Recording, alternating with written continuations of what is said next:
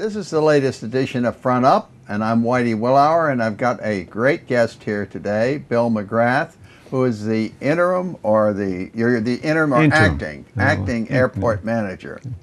Yeah. I am. And how long have you been in your latest job? My latest job is about 3.5 weeks. Really? Yeah, Really? so fairly new. And before that, you owned Island Air? Yes, I've basically been in aviation my whole life, but I've been the owner of Island Airlines for about 20 years. Actually, it'll be about 4 years ago now that I actually sold that company. So for the past 4 years, I've been kind of somewhat semi-retired. But well, you sold the company, but did you sell the airplanes? I did, yeah. What I did was I kept most of the assets. So I currently am leasing aircraft and facilities to Island Airlines. Yes. And the facilities are the hangars? Actually, the hangars in Hyannis. I have 2 hangars and some office space in Hyannis that they use for their corporate headquarters. Mm-hmm. And in order to jump through all the hoops, you had to get permission from the town to have this conflict resolved. Yeah, in order to take the position as the interim manager, there was a couple of conflicts that had to be discussed with the town, yeah. At least make it clear what my association was with the airline. And how long will you have this job, or don't you know yet? Well, I don't really know. I mean, the intent really was just to help out while the Airport Commission did a search for a new full-time manager, which I guess the search is somewhat underway at this point. So. Yeah. Not exactly sure how long it's going to be. It'll be a few months probably before it gets resolved. Yeah, because they had an interview the other day that I attended with a search firm that specializes in this business. Correct. Yeah. Right now, I think they're looking into that as a possibility to locate a new full-time manager. Now, your name is that a Nantucket name? No, it's not actually. Obviously, the name McGrath is a Nantucket name, but I'm not related to any of the Nantucket. Not Island McGrath or anybody like that. No. But you do live here.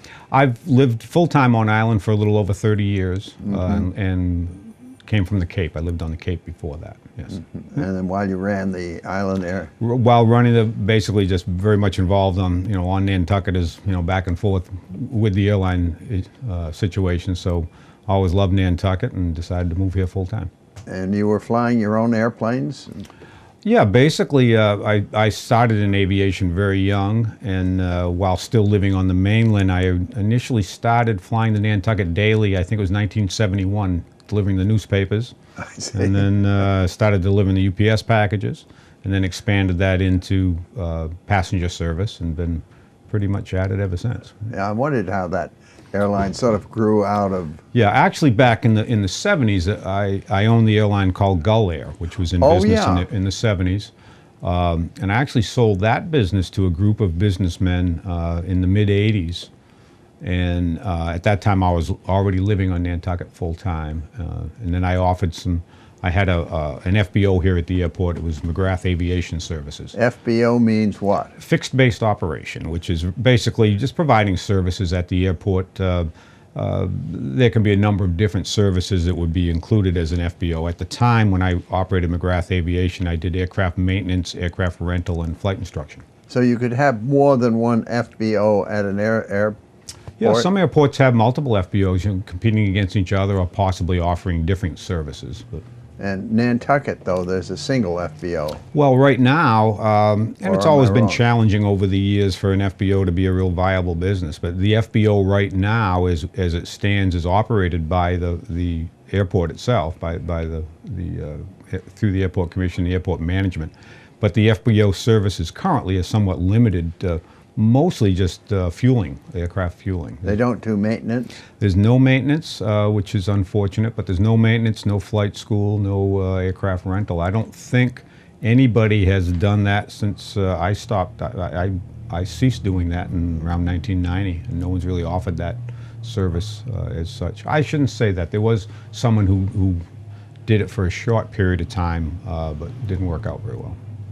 So they don't teach flying at the present time? No, unfortunately, anybody on Nantucket that's interested in learning how to fly basically has to travel to the mainland in order to get flight lessons. I hadn't really thought about that, but I remember taking lessons here way back when. Yeah. I remember having my mother take me up, which was frightening. But anyway, we won't go into that. Another story. So what have you found when you've taken this job? Is there any big surprises so far? Not really. You know, again, my background has been, you know, running businesses and certainly aviation. I guess I may have been a little bit surprised of some of the complications involved with dealing with the different agencies, and of course the you know, the finances and the procurement issues that are going on right now. So that's quite challenging, and I find it challenging because I don't have a good background in that. So I, you know, as some of these problems come up, I need to educate myself a little bit and try to, you know, try to find out what the background is on some of these problems. So it's challenging. It takes a lot of time. The airport has quite a few projects underway. I mean, you've got that new building and runway extensions and the apron extension and possibly a solar farm and all of these kinds of things. Yeah, I think you know, one of the things that I'm suggesting at this point is to try to maybe slow some of that down. We certainly have the projects that have already started that will be continued and completed, but and there's been, you know, we've seen, you know, numerous improvements to the airport over the past 10 years, which have been great. I mean, a lot of great improvements. Personally, I'm suggesting that maybe it'd be nice right now to maybe take a little break and catch our breath. You know, finish up the projects that are pending and get a little better feel. And we actually had a meeting yesterday with up at the regional office of the FAA. Well, that's right. You're going up there, yeah.